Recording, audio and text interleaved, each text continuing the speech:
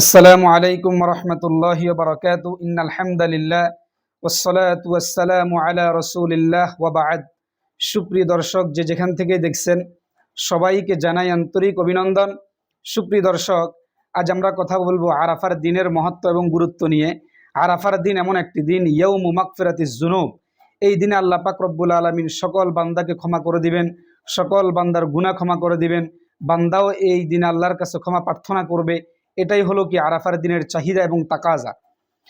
এটার একটি দৃষ্টান্ত আমরা হাদিস থেকে পাই। অনেক দৃষ্টান্ত রয়েছে, তার মধ্যে আমি সহিহ মুসলিম শরীফের 1348 নম্বর বর্ণনা আপনাদেরকে শোনাই, যেটা হজরত আয়েশা সিদ্দিকা রাদিয়াল্লাহু তাআলা আনহা বর্ণনা করেছেন। তিনি বলেন, ক্বালান নবিয়্যু সাল্লাল্লাহু আলাইহি ওয়াসাল্লাম, মা মিন ইয়াউমিন আকসার মিন আন ইউতিকাল্লাহু ফীহি আবীদাম মিনান নার মিন ইয়াউমি আরাফা ইন্নাহু লায়াদনু সুম্মা ইউবাহি বিহিমুল মালাইকা ফায়াকুলু মা আরাদা হাউলা। সুবহানাল্লাহ। আল্লাহ রসুল বলেন, আল্লাহ পাক রব্বুল আলামিন এই দিনে যেই পরিমাণ তার বিপুল পরিমাণ বান্দাদেরকে আল্লাহ পাক রব্বুল আলামিন জাহান্নাম থেকে মুক্তি দান করবেন, যেটা সারা বছরে আর কোনো দিনে আল্লাহ পাক রব্বুল আলামিন এত পরিমাণ বান্দাকে একসাথে ক্ষমা করেন না। সুবহানাল্লাহ। তাহলে আরাফার দিনে আল্লাহ পাক রব্বুল আলামিন সারা বছরের মধ্যে সবচেয়ে বেশি পরিমাণ বান্দাকে আল্লাহ পাক কি করেন? ক্ষমা করে দেন। এরপর আল্লাহ রসুল বলেন, ইন্নাহু লায়াদনু। এরপর আল্লাহ পাক রব্বুল আলামিন বান্দার অনেক নিকটবর্তী হয়ে যান, এই দিনে অনেক করিব হয়ে যান।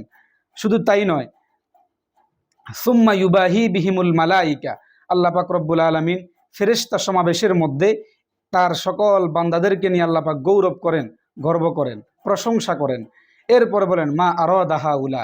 আমার এই সকল বান্দারা কি চায়, আজকে তারা যা চাইবে আমি আল্লাহ পাক রব্বুল আলামিন আমার বান্দাদেরকে সব কিছুই দান করব, দিয়ে দিব। সুবহানাল্লাহ।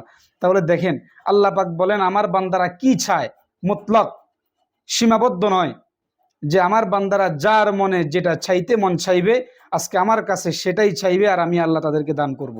এটাই হলো আরাফার দিনের কি একটি মহত্ব।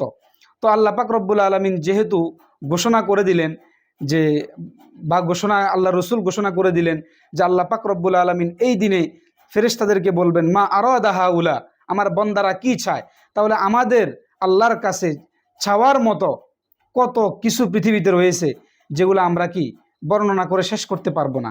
কিংবা আমরা আল্লাহর কাছে চাইব না এমন কি জিনিস আছে, আল্লাহর কাছে চাইব না এমন কি জিনিস পৃথিবীতে আমাদের আছে।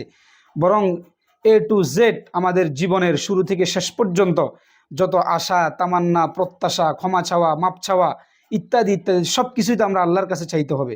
তাহলে এটা হলো আমাদের জন্য একটি সুবর্ণ সুযোগ যে আমরা এই দিনে আল্লাহর কাছে চাইব, যার মনে যত কিছু চাওয়ার আছে আল্লাহর কাছে আমরা চাইতে থাকবো। ইনশাআল্লাহ আল্লাহ পাক রব্বুল আলামিন আমাদেরকে বঞ্চিত করবেন না।